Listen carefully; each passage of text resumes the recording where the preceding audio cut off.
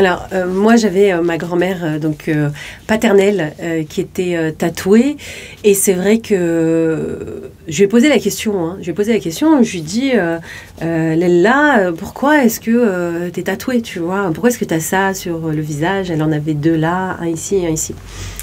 Et elle me disait, oh, Binté, ma fille, tu sais, quand j'étais petite, on ne nous demandait pas, on ne nous posait pas la question, on nous tatouait, on nous a dit, shbah, tu sais, décoration, tu vois, c'est ornement.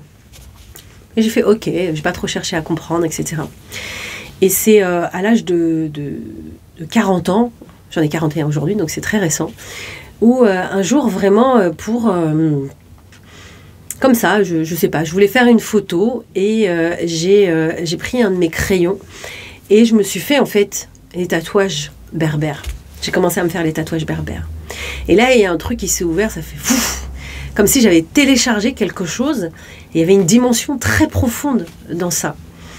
Et c'est là où je me suis dit, waouh, il y a quelque chose là-dedans. Et je sais que avant mes 40 ans, déjà, de temps en temps, dans ma carrière d'artiste peintre, je faisais des tatouages. Je faisais des tatouages quand je faisais des performances live, tout ça.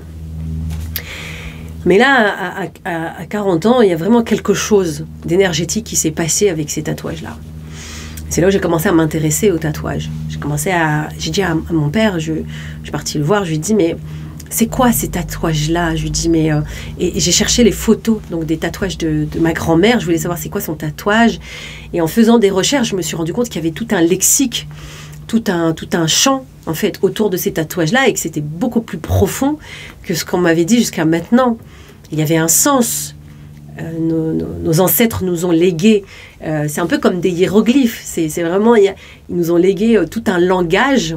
En plus, c'est des femmes, hein, qui ont se légué ça, en fait, à travers les femmes. Il y a tout un langage à travers ces symboles. Et c'est là pour nous rappeler vraiment le pouvoir qui est en nous. Et c'est pour ça que quand je l'ai activé, en fait, quand j'ai fait ce tatouage-là, il s'est passé quelque chose qui m'a complètement dépassée, qui m'a bouleversée, qui m'a connectée à toute ma lignée, en fait. Et j'ai remonté très très loin comme ça, énergétiquement parlant. Hein. Et j'ai revu en fait des réunions de femmes dans le désert. Et je les ai vues partager des connaissances. Je les ai vues chuchoter des choses portées par le vent. Je les ai vues se connecter à l'énergie de la terre. Et il y avait une dimension dans ces réunions de femmes qui avait cette connexion à l'esprit des 4 éléments, mais pas que. Il y avait une connexion à l'univers qui était très présente. Ça faisait partie de leur langage. Ça faisait partie de leur vie. Quand elles se réunissaient comme ça, elles étaient profondément ancrées dans leur vie terrestre, avec une élévation qui était très profonde. Et tout ça, c'est waouh, parce qu'on a besoin de ça aujourd'hui, en fait. On a besoin de retourner à ça. Et d'ailleurs, il y a beaucoup de femmes aujourd'hui qui portent ce message-là de retour aux sources à travers leurs origines, quelles qu'elles soient. Et c'est un besoin qui est nécessaire dans notre histoire. Et je le dis souvent, c'est que nos ancêtres nous ont légué beaucoup de choses, parfois qui sont codifiées, comme le tatouage berbère, mais qui sont à portée de main, puisqu'ils sont encodés en nous. Et ça, c'est hyper puissant. Et c'est vrai que quand j'ai commencé ce cheminement-là, je me rends compte que tout a toujours été là.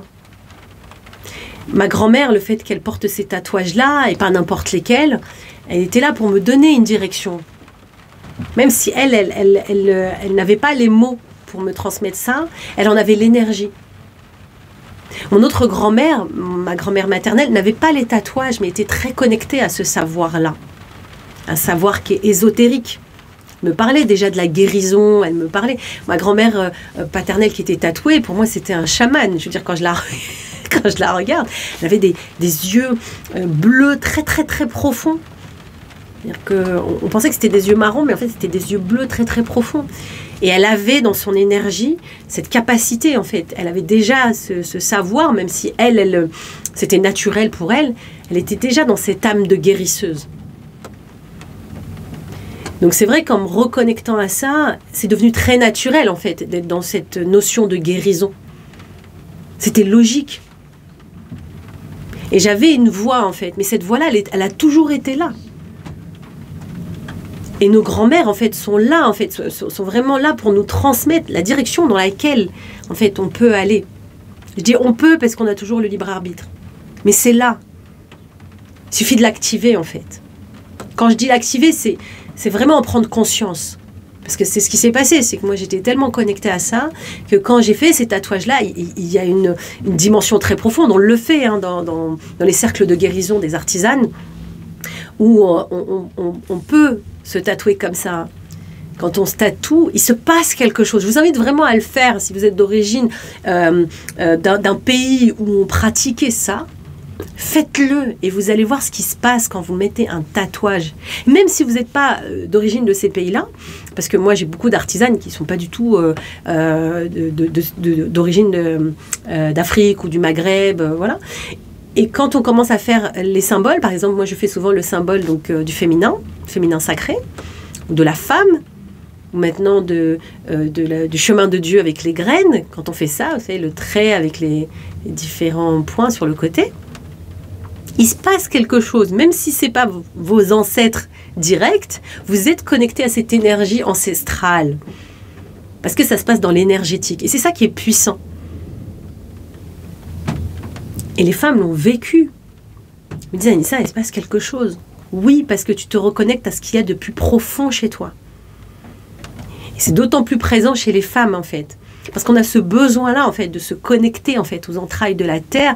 Ça fait référence vraiment à notre connexion. Parce qu'il y a quelque chose de fort, en fait, dans cette connexion-là. On va dans ce qu'il y a de plus profond, de plus sacré en nous. Et on a besoin de le faire entre femmes.